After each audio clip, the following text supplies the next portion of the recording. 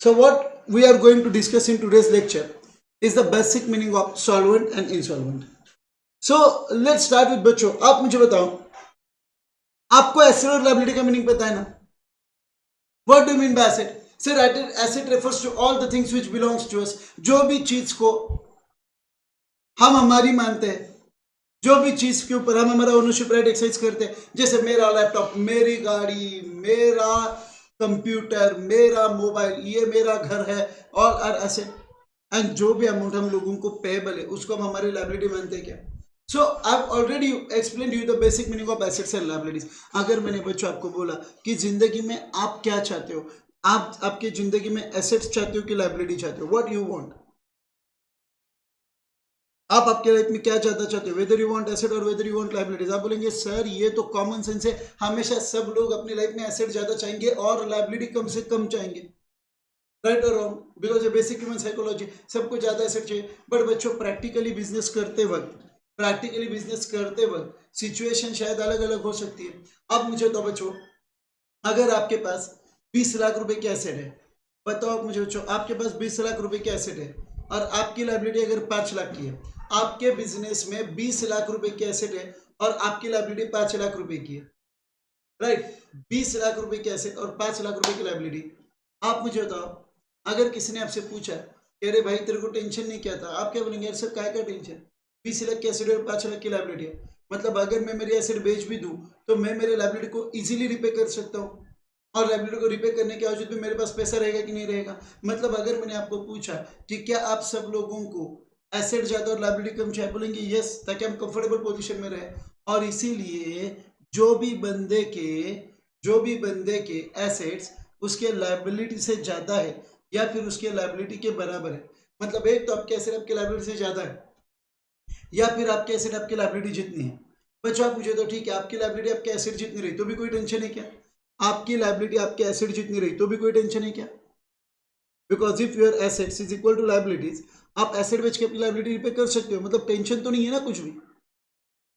और इसीलिए always remember, solvent person means person whose assets are more or equal to his liabilities. कि जो बंदे की एसेट, दोहरा रहा हूं बच्चों, जो बंदे की एसेट उसके लाइबिलिटी से ज्यादा है या फिर उसके लाइबिलिटी के बराबर है. जो बंदे की एसेट उसके लाइबिलिटी से ज्यादा है या फिर उसके लाइबिलिटी के बराबर है, he will called as an solvent person. सबको क्लियर हुआ क्या? अब हम पूछेंगे सर सॉल्वेंट पर्सन, बच्चों सॉल्वेंट पर्सन फाइनेंशियली साउंड है. क्यों? बिकॉज उसके पास इतने एसेट्स है कि उसके लाइबिलिटी को 1 मिनट में रिपे कर सकता है. यस और नो? सॉल्वेंट पर्सन अपनी लाइबिलिटीज पूरे पे करने के पोजीशन में है कि नहीं है? बिकॉज सर उसके पास इतने एसेट्स है कि अगर वो अपने एसेट बेच देगा तो उसकी लाइबिलिटी पूरी की पूरी रिपे हो जाएगी. And therefore solvent person is financially sound and is in a position to pay up all his debt. वो फाइनेंशियली साउंड है और वो अपने सारे डेट्स रिपे करने के पोजीशन में, he is financial sound and is in a position to repay all his debts. Is it okay guys? So for example, a person total assets have been calculated to rupees 50 lakh and his total debt is 30 lakh. आप मुझे बताओ, अगर उस बंदे की total asset 50 lakh है और अगर उस बंदे की टोटल लाइबिलिटी 20 लाख है, दोहरा रहा हूं, उस बंदे की टोटल एसेट 50 लाख है और उस बंदे की बच्चों टोटल लाइबिलिटी 30 लाख है, तो आप उसको सॉल्वेंट कहेंगे कि नहीं कहेंगे? Sir is a solvent person. क्यों सॉल्वेंट पर्सन? बिकॉज सर उसके एसेट 50 लाख है और उसकी लाइबिलिटी सिर्फ 30 लाख है, तो उसके एसेट उसकी लाइबिलिटी से ज्यादा है, ताकि अपने एसेट बेच के कभी भी लाइबिलिटी को क्या कर सकता है? रिपे कर सकता है. So have you all understood the meaning of solvent person? Yes sir, solvent person means person whose assets are more than his. Yes or no? Person whose assets are more than his. Is it okay? Have you all understood? Sir then what do you mean by insolvent person?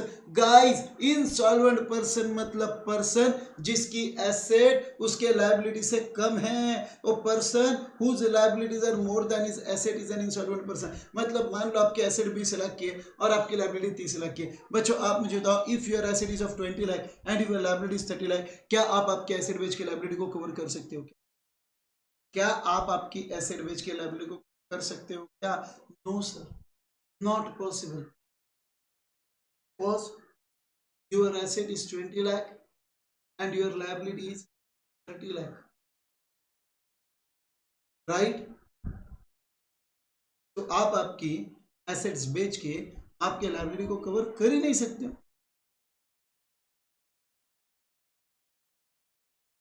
तो इस person को आप solvent कहेंगे कि insolvent कहेंगे? Exactly, getting what I'm trying to say. So a person whose liabilities are more than his asset is an insolvent person. Such person liabilities are more than his asset. For example, a person total asset have been calculated to 20 lakh. Person का total asset 20 lakh है and इस total date 50 lakh. बच्चों person का total asset 20 lakh है और उसकी total liability 50 lakh है। सो आप मुझे बताओ, क्या वो अपनी एसेट की, क्या वो अपने एसेट बेच के अपने लाइबिलिटी को रिकवर कर सकता है? क्या वो अपने एसेट बेच के अपने लाइबिलिटी को रिकवर कर सकता है? नहीं। And therefore he will be called as an insolvent person. Therefore he will be called as an insolvent person. Okay, clear है? बट कोई भी पर्सन इंसॉल्वेंट है बच्चों, कोई भी पर्सन इंसॉल्वेंट है, इंसॉल्वेंट प्रूव करने का अधिकार कोर्ट ऑफ लॉ में है। इंसॉल्वेंट प्रूव करने का राइट किसको है? इंसॉल्वेंट प्रूव करने का राइट किसको है? कोर्ट ऑफ लॉ को। मतलब आपको लगा आपका दोस्त इंसॉल्वेंट है करके आप उसको इंसॉल्वेंट नहीं कहेंगे कि इंसॉल्वेंट है करके। बच्चों अगर आपको लग रहा है कि आपका कोई कस्टमर है, आपका कोई कस्टमर है जिसको आपने 2 लाख रुपए का माल बेचा है और वो कस्टमर बच्चों पैसे देने को तैयार ही नहीं। बच्चों आपका एक कस्टमर है जिसको आपने 2 लाख रुपए का माल बेचा है और वो आपको पैसे देने के लिए तैयार ही नहीं है, तो आप क्या करेंगे? उसके अगेंस्ट केस करेंगे, यस और नो?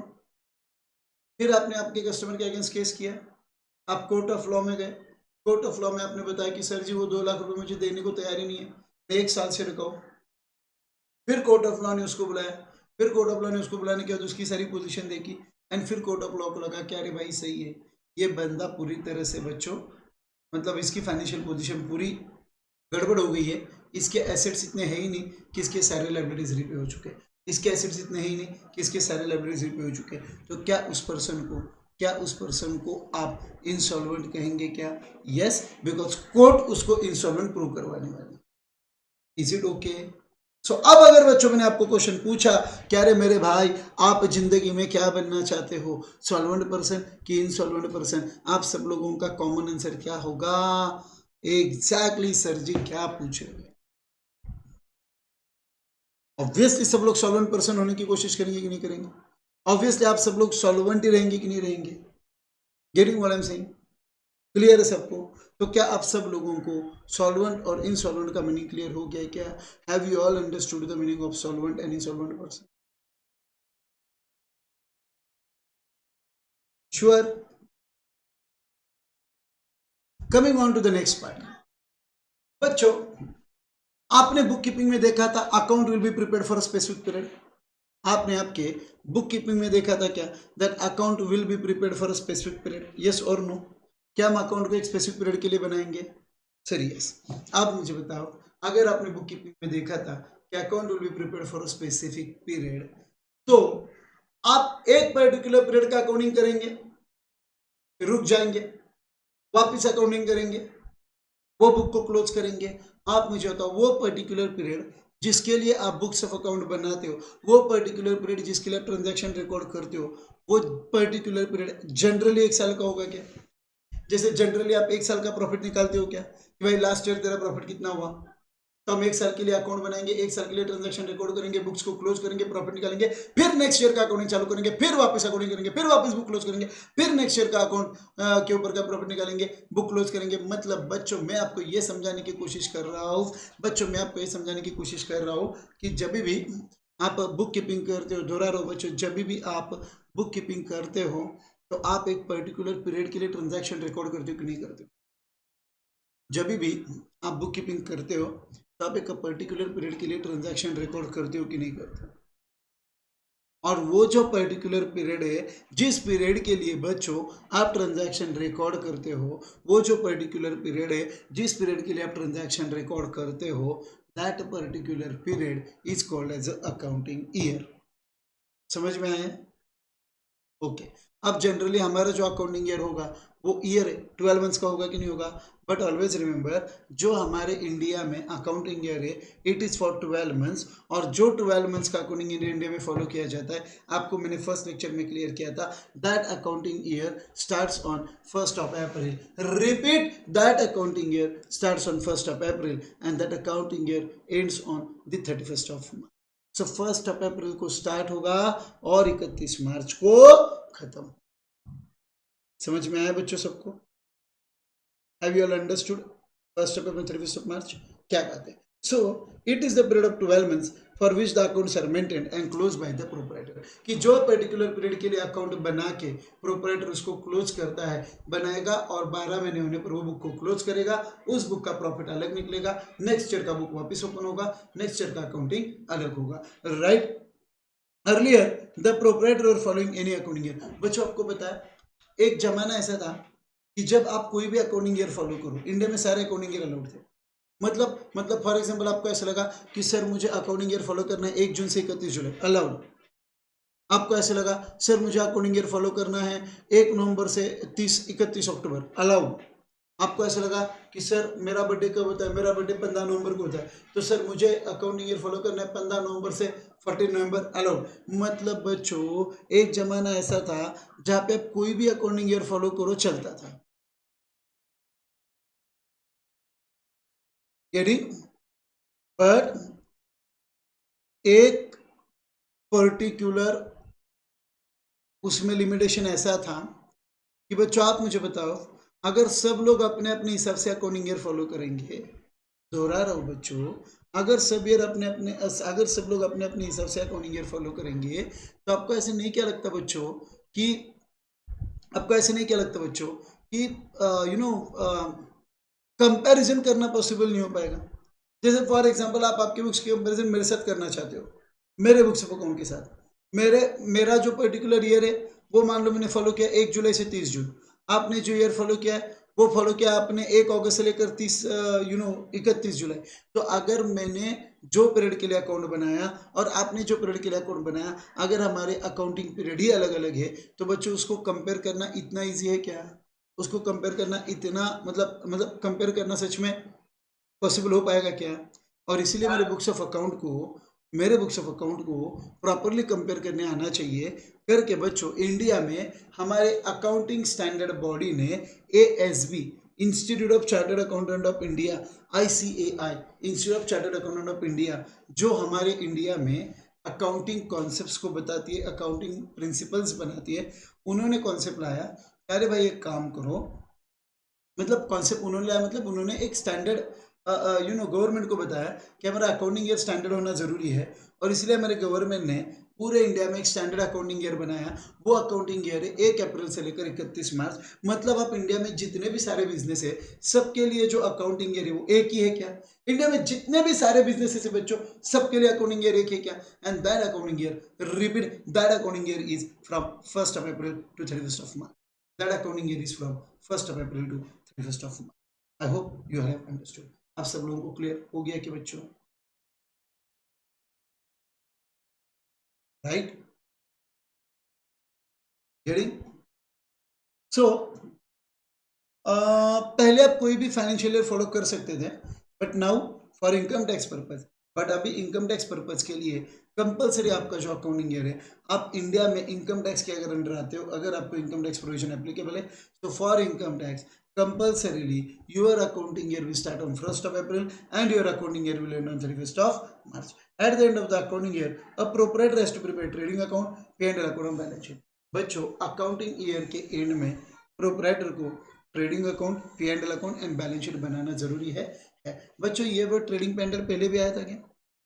ये वर्ड ट्रेडिंग P&L पहले भी आया था क्या? तो मैंने आपको क्या बोला था कि जब हम अकाउंटेंसी में हमारा लास्ट टॉपिक इस सिलेबस का स्टडी करेंगे, तो आपके 11th का जब आपका लास्ट टॉपिक आप स्टडी करेंगे जिसका नाम है final account of sole proprietary concern, तब मैं आपको पढ़ाऊंगा ट्रेडिंग मतलब क्या, P&L मतलब क्या एंड बैलेंस शीट मतलब।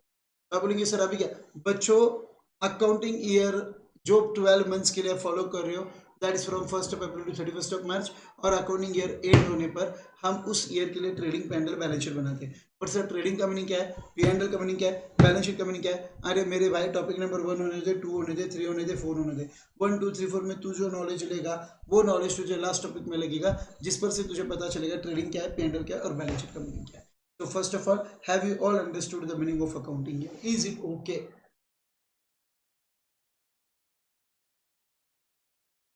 पक्का 100%? कोई डाउट है तो अभी बताओ। ठीक है, 2 मिनट का टाइम दे रहा हूँ बच्चों। Just go through all the concepts. We'll provide you a time of 2 minutes. Just go through all the concepts. First,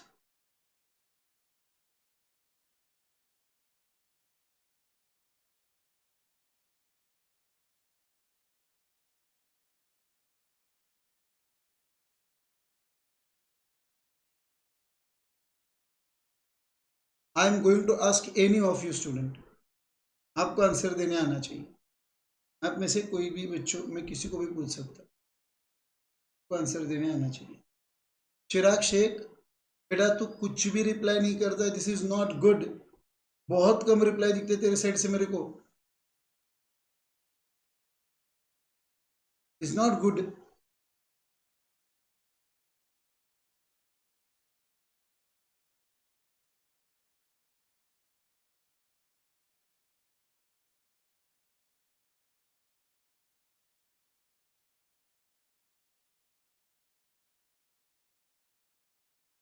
no myth. Myth का क्वेश्चन है कि सर कोर्ट ऑफ लॉ के अलावा क्या कोई और पर्सन को इंसॉल्वेंट डिक्लेयर कर सकता है क्या? बेसिकली कोई भी judiciary body, court of law मतलब क्या बेटा, कोई भी जुडिशरी बॉडी जिसको कानूनी अधिकार दिए हुए हैं वही पर्सन को इंसॉल्वेंट प्रूव कर सकते हैं। No other body can prove any person, can declare any person as an insolvent. Actually they don't have right.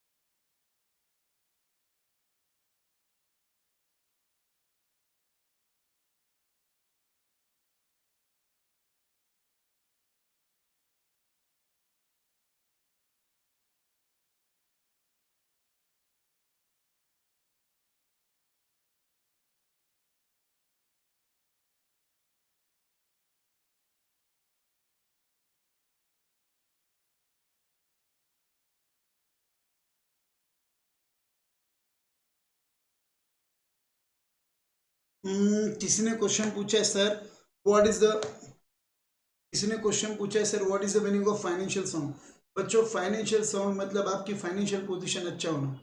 हम बोलते हैं ना फाइनेंशियल साउंड कि भाई वो मतलब यू नो फाइनेंशियली पैसे के वाइज उसकी पोजीशन बहुत अच्छी है, पैसा अच्छा होना, राइट?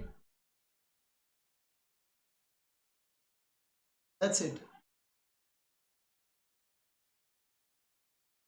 और बोलो।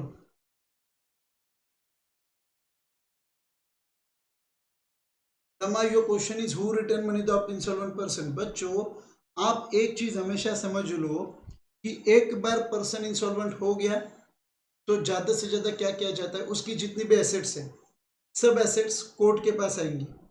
एक बेसिक मैनर में समझा रहा हूं। एक बार बच्चों पर्सन इंसॉल्वेंट हो गया कि उसकी सारी एसेट किसके पास आएगी, उसकी सारी एसेट किसके पास आएगी, कोर्ट ऑफ लॉ के पास आएगी।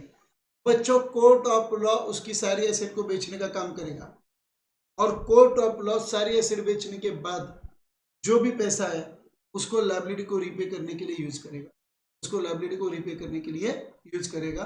That's it. अब उसमें आपका पैसा आया, आया। सर हमारा पैसा नहीं आया, नहीं आया, गया,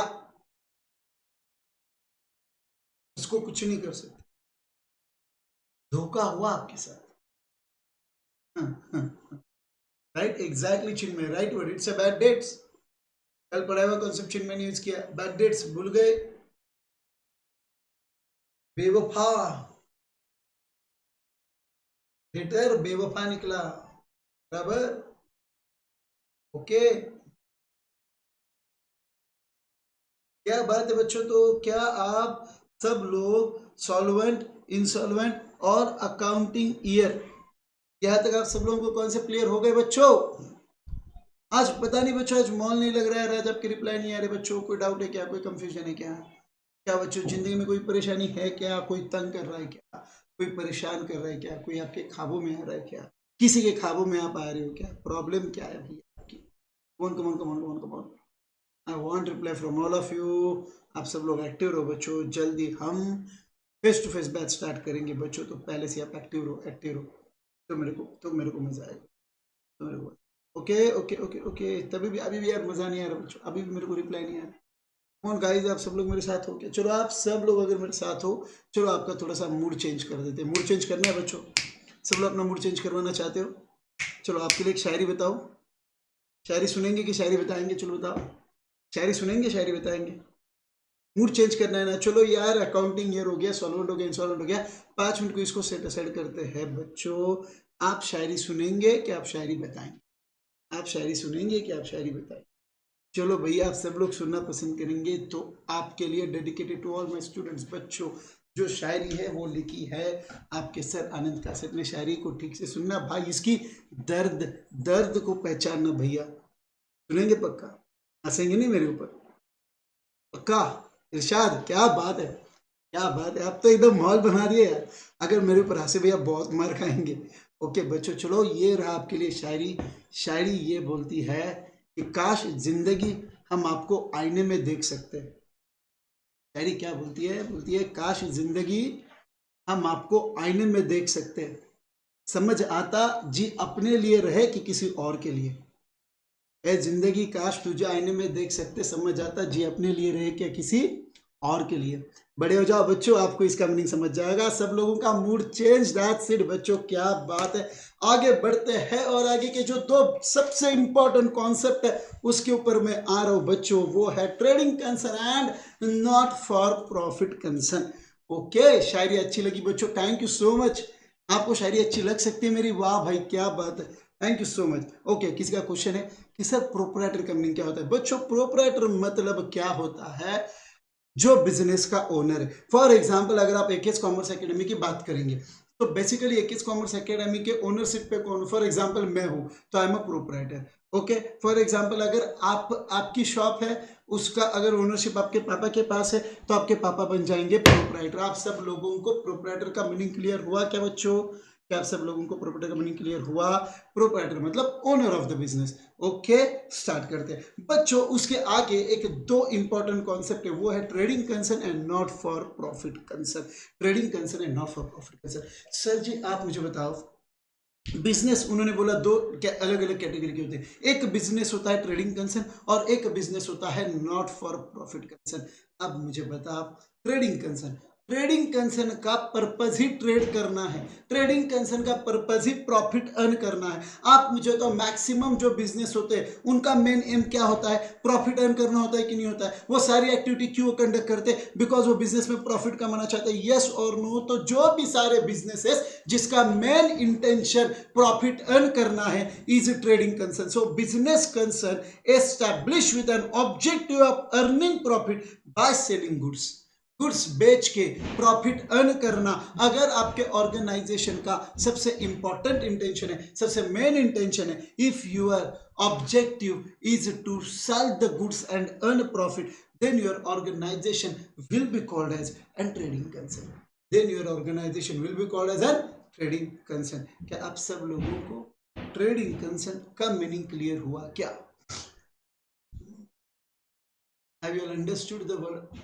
Have you understood the concept of trading concern? So in short, organization whose main activity is to earn profit by selling goods and services.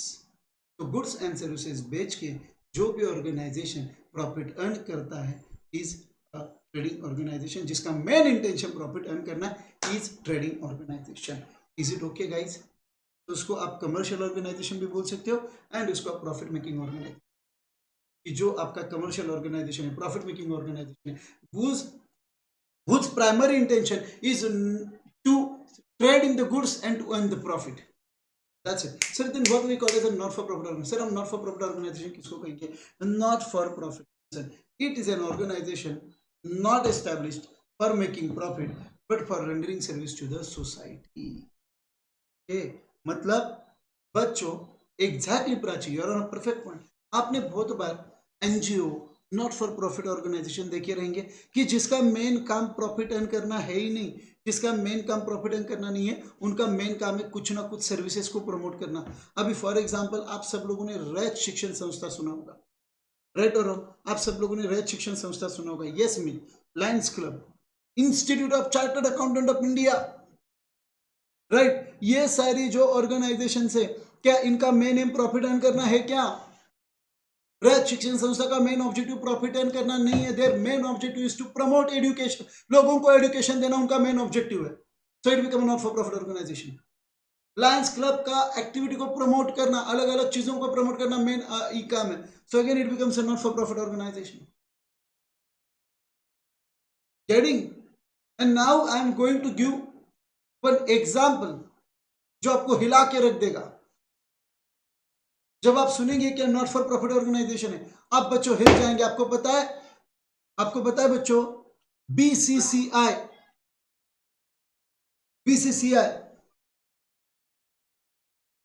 Board of cricket council of India, is a not for profit organization. बोलते हमारा main aim profit कमाना नहीं है, हमारा main aim है India में cricket को promote करना. मतलब सर बीसीसीआई प्रॉफिट के लिए नहीं चलती? नहीं चलती भैया, नहीं चलती. बीसीसीआई प्रॉफिट के लिए नहीं चलती. वो चलती है क्रिकेट गेम को प्रमोट करने के लिए, मैनेज करने के लिए, कंट्रोल करने के लिए. So their main intention is not to earn profit. Is it okay? So any organization which has not established for making profit but for rendering services to the society, कि जो organisation profit कमाने के लिए establish नहीं हुआ, हालांकि उनका main M कोई ना कोई तो सर्विस प्रमोट करना है, is not for profit concern. An organization may be formed, an organization may be from promoting a useful object. फिर ये जो नॉट फॉर प्रॉफिट ऑर्गेनाइजेशन है, ये किसी आर्ट को प्रमोट करने के लिए, किसी स्पोर्ट्स को, कल्चर को, चैरिटी को, प्रोफेशन को, जैसे फॉर एग्जांपल सतारा में माहेश्वरी चैरिटेबल संस्था है कि जिनका काम प्रॉफिट कमाना नहीं है, जो लोगों को चैरिटी करते हैं. Getting what I am saying? तो किसी आर्ट को, कल्चर को, स्पोर्ट को प्रमोट करना is not for profit organization. उनका मेन काम ये है. They are not form with the main intention of earning profit. They are formed with the intention of promoting service, charity, profession, in sports, etc. For example school, रैत education संस्था का अंदर जो भी स्कूल आता है, सातारा सिविल हॉस्पिटल को आप ट्रेनिंग ऑर्गेनाइजेशन कहेंगे क्या? बिकॉज उनका मेन काम पैसे कमाना नहीं है, उनका मेन काम है लोगों को हेल्थ सर्विस प्रोवाइड करना. स्पोर्ट्स क्लब, उनका मेन काम है स्पोर्ट्स को प्रमोट करना. Their main aim is not to earn profit. तो गाइज आई होप आप सब लोगों को जो ट्रेडिंग कंसर्न है and not for profit concern है, उसका मीनिंग क्लियर हो गया. Still you have any kind of doubt, you can ask me. बोलो बच्चों, कोई भी डाउट है तो आप मुझे पूछ सकते हो.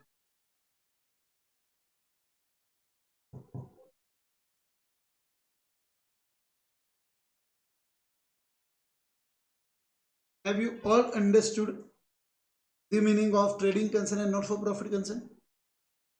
Sure, we are going to have test on this topic in next week. तो मेक श्योर बच्चों आप सारे कॉन्सेप्ट्स को ठीक से करो. मैं टेस्ट के बारे में कोई कॉम्प्रोमाइज नहीं करूंगा. बाद में अगर आपने कुछ बोला, not responsible. Okay. And for you one good news, I think 2nd October is Gandhi Jayanti, right? And 3rd October is Sunday. Okay?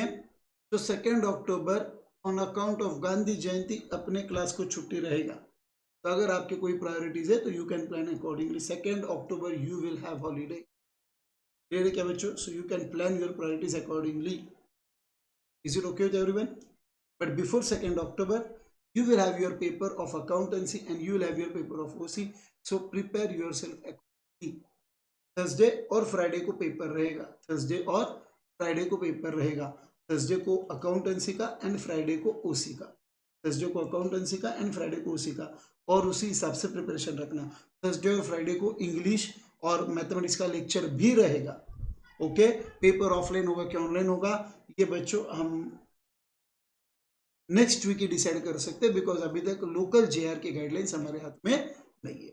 All right guys, सो आज के लेक्चर में exactly Prachi coming week, next week में बोल रहा हूं, getting? So English और maths का lecture भी होगा और साथ में आपका अकाउंट, एक दिन अकाउंट का पेपर और एक दिन आपका ओसी का पेपर। टाइप्स ऑफ क्वेश्चन आप सब लोगों ने नोट्स कलेक्ट कर लिए, आई होप आप सब लोगों ने नोट्स कलेक्ट कर लेंगे। तो ओसी के नोट्स में आपको क्वेश्चंस मिल जाएंगे सारे। ओके, एंड अकाउंट के क्या क्वेश्चंस आएंगे ये मैं आपको नेक्स्ट वीक मंडे के दिन बताऊंगा कि अपना पेपर फॉर्मेट कैसे होगा। क्लियर है? 100%। सो जितना भी मेरा ऑलमोस्ट मेरा टॉपिक नंबर 1 पूरा होने वाला है। टॉपिक नंबर 1 का अगर कोई पार्ट ऐसा है कि जो मैं आपको नेक्स्ट टॉपिक के साथ रिलेट करवा के देना चाहता हूँ तो उसको मैं नहीं लूंगा, बट बाकी पूरा होगा। Make sure this will be your first paper. आप सब लोगों का सीरियसनेस मेरे को दिखना चाहिए। आप मुझे तो आज के लेक्चर में जो भी मैंने आपको चीजें पढ़ाई, we discuss 5 different concept, solvent, insolvent, accounting year, trading concern and not profit concern. Solvent, insolvent, accounting year, trading concern and not for profit concern. Have you all understood? सबको क्लियर हो गया? पक्का? क्या बात है दोस्तों, क्या बात है। Great guys, great. तो गाइस आज के लेक्चर में जो भी डिस्कस किया, थैंक यू सो मच। इसके बाद में इमीडिएटली आपका एसपी शेयर कर। Guys thank you so much.